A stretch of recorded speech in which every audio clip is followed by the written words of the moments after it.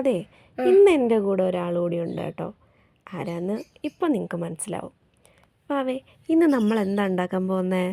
ചക്കക്കുരു പപ്പടം. ചക്കക്കുരു പപ്പടോ? ചക്കക്കുരു വട. അതിന് വേണ്ടിയിട്ട് ചക്കക്കുരു ഉപ്പും കുറച്ച് വെള്ളവും കൂടി കുക്കറിലിട്ട് നന്നായിട്ടൊന്ന് വേവിച്ചെടുക്കണം. ആ വേവിച്ചെടുത്ത ചക്കക്കുരു മിക്സിയിലിട്ട് പൊടിച്ചെടുത്തതിന് ശേഷം അതിലേക്ക് ഒരു സവാള കുത്തിയരിഞ്ഞത്, പച്ചമുളക്, മല്ലിയില, വെളുത്തുള്ളി, ഇഞ്ചി, കറിവേപ്പില, ഗരം മസാല പൗഡർ, ഇത് പെരുംജീരകമാണ്.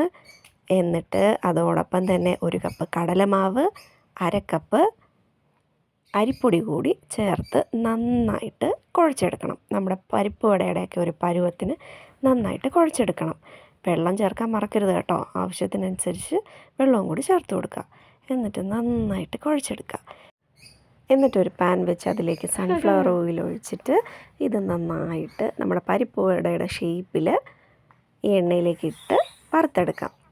തിരിച്ചും മറിച്ചും ഇട്ട് കരിഞ്ഞു പോകാതെ വറുത്തെടുക്കാം. നമ്മുടെ പരിപ്പ് വട പോലെയൊക്കെ ഇരിപ്പുണ്ട് കാണാൻ. ഇതിൻ്റെ വീഡിയോ ഞാൻ എൻ്റെ ചാനലിൽ അപ്ലോഡ് ചെയ്തിട്ടുണ്ട്, ലോങ് വീഡിയോ. നിങ്ങളെല്ലാവരും മറക്കാതെ പോയി കാണണം കേട്ടോ. കാണണം, സപ്പോർട്ട് ചെയ്യണം. ഇഷ്ടപ്പെട്ട എല്ലാവരും ട്രൈയും ചെയ്ത് നോക്കണം. വളരെ എളുപ്പമാണ് ചെയ്ത് നോക്കാനായിട്ട്.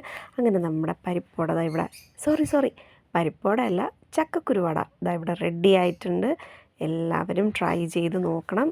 വളരെ എളുപ്പമാണ്. നമ്മുടെ ചക്ക സീസൺ ആയതുകൊണ്ട് തന്നെ ഒത്തിരി ചക്കക്കുരുവൊക്കെ എന്തായാലും എങ്ങനെയായാലും ഒരു പിടി ചക്കക്കുരുവെങ്കിലും നമുക്ക് കിട്ടും.